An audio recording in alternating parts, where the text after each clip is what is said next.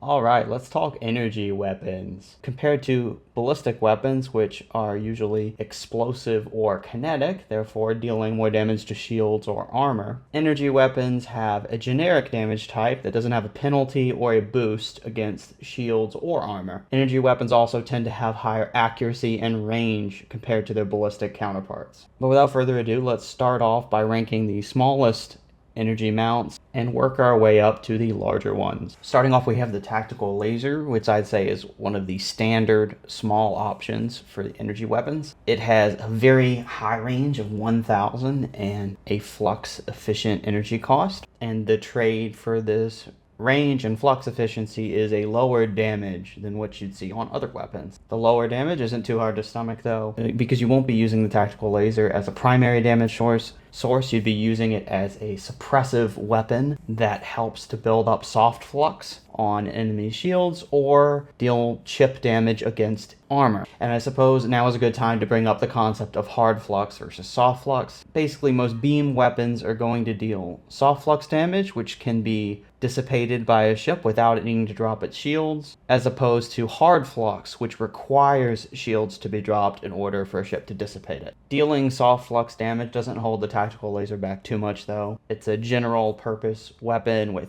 a lot of range. It can even carry its own weight against missiles and fighters. I feel like the B tier is more than appropriate for it. Moving on to something more close quarters, we have the ion cannon, which is the smallest EMP weapon available in the energy category. While the EMP damage here is flux inefficient, you'll begin shutting down enemy systems if enough EMP damage is dealt to the hull or the armor. Across the board, ships that are most vulnerable to EMP damage are those that don't have large shield arcs, as well as those that are flux inefficient and need to flicker their shields often. So ion cannons end up being ideal for faster ships, which have opportunities to shoot at an enemy's exposed flank. Slower ships, though, are unlikely to benefit much from ion cannons since the range of 500 is a bit restrictive. And we'll touch on this in more detail later, but the ion cannon's EMP damage does not pierce through a shield. Other EMP weapons in the energy category will have that ability, so I find that the ion cannon struggles to find its place against other small slot options, and using it as an EMP damage source isn't ideal when you weigh it against alternatives. So I'm going to put it in the C tier. Definitely still usable, something that you might equip on a frigate or a destroyer, but it won't be as common as some of the other weapons we're going to talk about. Next up, we have a fun one. It's the IR pulse laser. Has the same range as the ion cannon, but instead of dealing EMP damage, it deals flux efficient energy damage. To put it simply, if you want DPS from a small energy mount, this is the most efficient way to go. It's accurate too, so it makes for a great mount overall if a ship needs a little more damage. I use this mount a fair bit on small ships to medium and large ships, so there's not much to complain about. It does its job. So I'm going to go ahead and put it in the B tier. If you're looking for burst damage in the energy category, your small mount option is going to be the antimatter blaster. A good way to think of antimatter blasters is that they function like an anti-armor missile, except they have more ammunition and they won't be vulnerable to point defense. So they have a very clear niche on smaller ships that run flanks and are looking to burst down a ship's armor. I originally had the antimatter blaster in the C tier. However, after testing this out further, I found that the AI knows how to use this weapon pretty well. That's not perfect, but more specifically on phase ships, I'd say the antimatter blaster can have a high impact because most ships don't have a 360-degree shield, so a phase ship can position themselves behind it, knock out the engines, and make that ship vulnerable to follow-up or even taking it out independently, depending on how sturdy the ship is. So I think it's more than fair to put the antimatter blaster in the B tier for excelling in this niche. Then we have the mining laser, clocking in at just 1 ordnance point and not providing a whole lot in exchange. It has a few things going for it though. Its range is pretty good for a point defense weapon. It also shoots in a beam, allowing its range to benefit from the advanced optics hull mod. And it's just very cheap to fill in small slots with this weapon. Because the mining laser is a hybrid weapon, you could also add it to small ballistic slots or energy slots. My verdict, though, is to put them in C tier. I know it would be easy to put weapons like this or in the ballistics tier list, the mortar. I got some criticism for putting the mortar in the C tier, but some of the other weapons in that same tier would be considered a lot better than the mortar, but we have to consider ordnance point cost. The standard point defense option isn't going to be the mining laser though, it's going to be the PD laser. Although the PD laser has less damage and more range compared to the Vulcan, you can think of it along the same lines in terms of point defense. On pretty much any ship, you're going to have a couple of these unless you're investing in a more specialized point defense option. As a general rule though, similar to Vulcans, you'll want PD lasers on the back of your ship to protect your engines if you can afford it. The PD laser's main competition is going to be the long range variant, which trades damage for range. One way to determine if the long range PD laser is a better fit for your ship compared to the regular variant is to ask if you'd like more protection against fighters or missiles. Long-range PD lasers are more proactive because they have a longer range, so with missiles they provide a little more protection compared to the PD laser. On the other hand, regular PD lasers are going to handle fighters better because they have a higher damage output, and the slow stream of damage from the long-range PD laser is going to take a fair bit of time to work down a fighter's health. It's also worth mentioning that the PD laser and the long-range PD laser benefit from the advanced optics hull mod, so their range can be quite impressive if they're set up right. Since both of these mounts do their job fairly effectively, I'll put them in the B tier. An upgrade beyond these two options is the burst PD laser. The burst PD laser is great, and I'll often have it on front of my larger ships because it has respectable DPS. Not only for point defense, but also when you get close to other ships. The increase in range from 400 to 500 also makes it match the range of the ion cannon and the IR pulse laser, so you can have all these weapons fire simultaneously at that range. I was going to put the burst PD laser in the A tier, but given that its improved performance is fair considering its increased ordnance point cost, I think the B tier is a fine place for it to be. Getting into the medium-sized weapons, there's the graviton beam, and you're going to be seeing this one a lot. The graviton ends up being a meaningful upgrade for the tactical laser since it retains the range of 1000, improves damage output, and deals kinetic damage. With it dealing kinetic damage, it is incredibly flux efficient against shields, but do keep in mind that the graviton is not a DPS weapon. It is a pressure weapon that works best in combination with other anti-shield options, such as other gravitons, squall missiles, or tactical lasers. Your ultimate goal with a combination of gravitons, tactical lasers, or ion beams, as we'll get into in a minute, is to pressure an enemy ship's shields to the point where they have to drop them, or they're unable to shoot their own weapons because they don't have enough flux. And I think we have our first A-tier weapon in the graviton, because not only does it do its job well, it has this additional perk here which increases its damage for every additional graviton beam that is on a ship. So it's standard practice to mount at least 2 or 3 gravitons on cruisers or capital ships if you can swing it. The graviton also synergizes very, very well with the next weapon we're going to talk about. And I'll go ahead and tip my hand here, but I think the ion beam is one of the most influential weapons in Starsector. While its damage is incredibly flux inefficient, it has EMP damage that does not require an enemy's shields be lowered. If you want to get an ion beam's EMP damage to pierce an enemy's shields, you'll need to raise the enemy's flux levels to increase that chance. This puts ships in a real bind if there is an ion beam and a graviton being fired at them. If they drop their shields, they lose control of their weapons, but if they keep their shields up, they will be at a flux disadvantage due to the graviton. You'll most likely notice this if you try to approach an Eagle, an Aurora, or a Fury that has an ion beam, because as you approach, your weapon systems are going to be shut down as your flux levels are raised. Piled on top of that is that the ion beam is at a range of 1000, which matches the tactical laser and the graviton. And even further than that, weapons like the hypervelocity driver and the heavy mauler, which are very, very good, are going to be at that range of 1000. That becomes important for midline ships that have a combination of energy and ballistic mounts. I put the ion beam in the S tier because of its synergy with both ballistic and energy weapons and how influential it's going to be in combat with that EMP damage at range. Unfortunately, the auto lance suffers from stiff competition from the graviton and the ion beam, running into the same problem as the thumper in the ballistic slot. In dealing fragmentation damage, it's seldom going to be flux efficient since enemy ships will have armor and shields most of the time. However, in testing this weapon out further, I found a niche for it, as it turns out the auto lance is really good against fighters.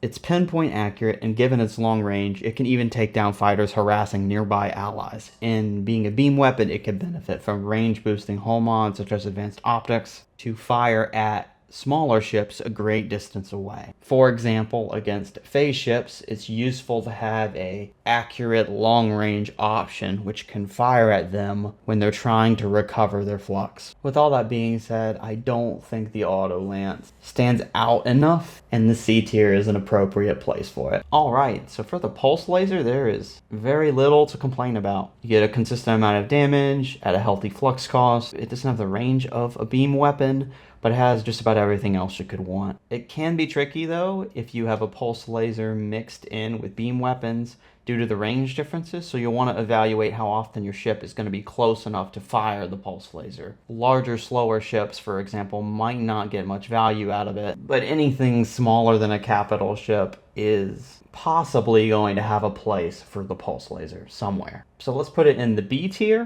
Putting it in the B tier is saying a lot, because the beam weapons and energy category make the competition pretty darn tight. Another medium energy weapon that I think carves out a place for itself is the phase lance. The phase lance distinguishes itself for dealing burst damage at a moderate range, and one of the most fun builds that I've used in Starsector has been mounting 3 phase lances on a Harbinger, because you install advanced optics, fire your phase lances, and then either retreat or phase out until your phase lances come back online and you can fire another burst. This kind of fighting style will just delete frigates and destroyers in just a couple bursts, and working down less tanky cruisers isn't even too much to ask. The phase lance in the player's hands also works as a great source of point defense, because if your phase lances are online, let's say in between firefights, one burst is enough to instantly kill a fighter, and naturally any missiles that you shoot with the beam are going to be taken out as well. So it's very fun, and maybe I'm overrating it because it's very fun to use on a player control ship, but I'd still put it in the B tier. The heavy blaster is also going to be going in the B tier because it just deals a whole lot of damage. You're going to see this weapon on tons of Fury and Aurora builds, because if you have a ship with a fair amount of flux dissipation, having just one heavy blaster is enough to overpower frigates and destroyers.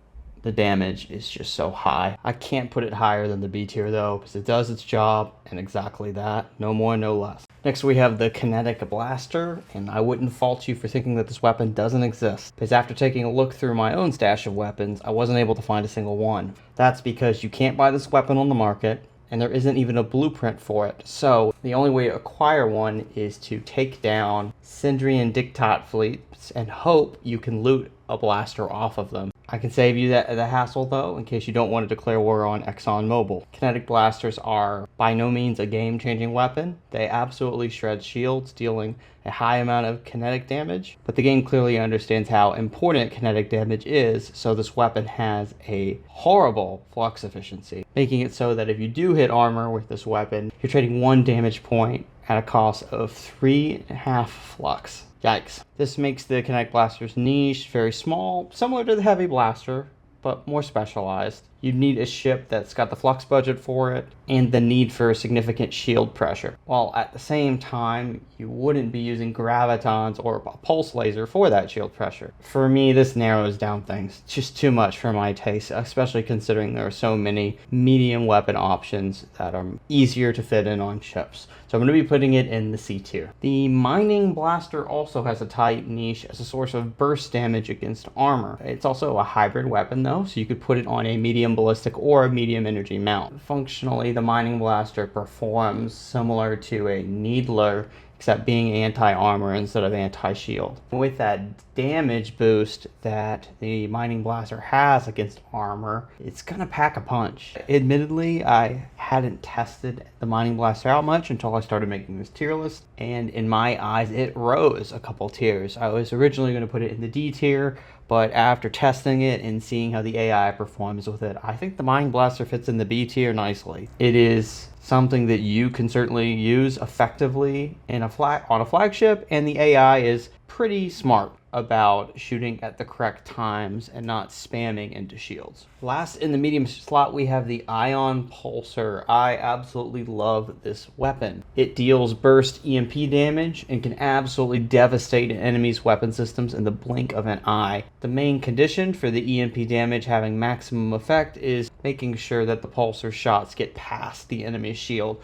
because this weapon isn't able to pierce through shields like an ion beam would be able to. However, the Ion Pulsar is much better off in terms of flux efficiency and damage, so even if it doesn't get past shields, you're not in a terrible place. To be blunt, so long as you have a phase ship or just a very quick ship, it's easy to get behind your opponent, shoot them with a couple bursts from the Ion Pulsar, and most of their weapon systems as well as their engines are going to be taken offline. With the EMP damage mixed in with regular energy damage, the Ion Pulsar is able to straight up destroy smaller ships, and for the larger ones, you'll be able to take out most of their weapon systems with your Ion Pulsar ammo. Having said that, expanded magazines are a must-have hull mod if you're using the Ion Pulsar, so be sure to put that on if you're going to give it a try. You won't be disappointed. But it's definitely not as expensive as the Heavy Blaster and the Kinetic Blaster, so it's going to be easier to fit on smaller ships. Since I find the Ion Pulsar to be so dang fun, I'm going to put it in the A tier. I really love it on a player-controlled ship, and it can work on an AI ship too. Now let's get into the big guns, and we're going to start with none other than the Thermal Pulse Cannon. The Thermal Pulse Cannon is not your usual energy weapon. It's only available on the Onslaught and the 14th Battle Group Onslaught, so you can't take it and put it on whatever ship you'd like. This is pretty much the only thing holding it back though. Put expanded mags on an Onslaught, and with thermal pulse cannons, you've got DACA for days. I'll put it in the A tier, and the only thing given out of the S tier is it's not a weapon you can fit on other ships. It's just on the Onslaught. I go as far to say it's one of the main things that makes the Onslaught so good. And then there's the Auto Pulse Cannon. I mean the Auto Pulse Laser, sorry. They just look like cannons. I think they should be called Auto Pulse Cannons. I mean, look at these. Anyway, I'd say that the Auto Pulse is the standard DPS option for the large energy slot. It's flux efficient with a decent range and has a 30-shot maximum that ensures smaller ships are going to be overwhelmed by the damage quite quickly. However, with the ammunition needing to be recharged, the Auto Pulse favors burst damage instead of sustained damage. And now that I think about it, the Auto Pulse Laser is kind of like a mining blaster that does energy damage at a higher damage rate. And you're for sure going to want expanded magazines on this weapon because that's going to increase your ammunition count significantly. And I put it into the B tier. It's a well-rounded option if you're looking to deal a whole lot of damage and don't mind giving up some range. For a more specialized approach at the same range, there's also the Giga Cannon. It took me longer to realize this than I'd like to admit, but the Giga Cannon is essentially an antimatter blaster on TRT. And you know what? I think it needs some more testosterone. I really think it does. Because overall, it is just a disappointment. Maybe this is in part because of how I build ships or how I conceptualize the game. But since the Giga Cannon would be going in a large energy slot, it's taking the place of some of the best energy weapons available. So it has large shoes to fill. So even though it is flux efficient, its damage output is middling. And I wouldn't want to give up these other weapons we're going to talk about for a Giga Cannon. And the range is doing the Giga Cannon no favors. If it had a range of 1,000 or even 900, I'd be more sympathetic. But at 700, that's just not enough of a firing range. If anything gets that close to one of your larger ships, you want to be able to put out as much damage as possible using something like an auto pulse. You really want to finish the kill on a ship that your cruiser, your capital ship has chased down. You don't want burst damage on a 10-second delay. It's not unusable. There are certain ships who could be built around the flux you would save by putting a Giga Cannon on instead of one of the other large mounts. But personally, I don't see myself doing that. And I can guarantee you that no one playing Starsector started using the Giga Cannon to carry their fleet to victory. It's a side grade at best compared to some of the other large energy options. So I'm going to place it in the D tier. Alright, that was a bummer. Let's talk about the Tachyon Lance. The Tachyon Lance also does damage in a burst, but it has so much going for it that the Giga Cannon does not. It deals EMP damage, the range is quite good, and the refire delay is nowhere near as long as the Giga Cannon. Yes, you are spending a great deal of flux to keep the Tachyon Lance running, but you're getting so much in return. As with other beam weapons, the Tachyon Lance can take advantage of advanced optics for an even greater range. Even smaller ships that have a Tachyon Lance, like the Sunder, can fire from a great distance away to deal significant damage. Oh, and before I forget, the Tachyon Lance's EMP damage does pierce through shields, just like the Ion Beam. So it's probably no surprise that I'm putting it in the A tier. It certainly is a more premium option for the large energy slot, but in a lot of cases it is worth the cost. If you're looking for something that's a little more economical, you could go for a high intensity laser. The high intensity laser is the Tachyon Lance's main competition. Being 5 ordnance points cheaper with a higher DPS, you might find that the high intensity laser is a viable option if you're willing to give up that EMP damage that the Tachyon Lance offers. Overall, the high intensity laser is my most used large energy weapon at this point because it's flux efficient, has that sweet range of 1000, and it strips armor whenever the enemy drops their shields. The high intensity laser also pairs well with gravitons and squall missiles, which are some of the most common weapons I use on high-tech and midline ships. So I'm going to be putting the high-intensity laser in the A tier as well. The point defense option for the large energy slot is the Paladin PD system, and it is hard to evaluate this weapon without holding against it the fact that you're giving up a high-intensity laser or a Tachyon Lance to use a Paladin PD system. Even with that being said, its range is an impressive 750, which is very high for a point defense weapon. It's a beam weapon, so it can take advantage of advanced optics like the others. And call me crazy, but having a point defense weapon at that long of a range is very tempting for me. At that long of a range, you're not just going to be taking out missiles with pinpoint accuracy, you're going to be shooting down fighters and any smaller ships that are silly enough to get close to you. And with the Paladin clocking in at an 18 ordnance point cost with a high flux efficiency, it's hard to ignore its cost effectiveness. So I'm going to put it in the B tier, to be fair. I was thinking about putting it in the C tier, but we'll go with B. I will warn you, you have to keep in mind that just like with the burst PD lasers, it can be a little worrisome when the Paladin runs out of ammunition because its damage output once it's out of ammo is lacking. But the advantage to that though is against things like fighter or missile spam, that burst damage is going to help you get through that. And at long last we reach the most damaging energy weapon in the game, the infamous plasma cannon. With a damage per second of 750, it outclasses every single weapon in the game in terms of sustained damage output. But man oh man, you're going to be paying for the right to deal that much damage. In fact, it would be easier to just list out the few ships that can viably run a plasma cannon given its flux cost. And you're looking at the Paragon and maybe an Odyssey or an Executor, but those two would be pushing it. With its high damage output and high flux cost, it's going to benefit a great deal from a player controlling it, because you're going to want to make sure you're timing your shots right and landing your shots so you can do as much damage as possible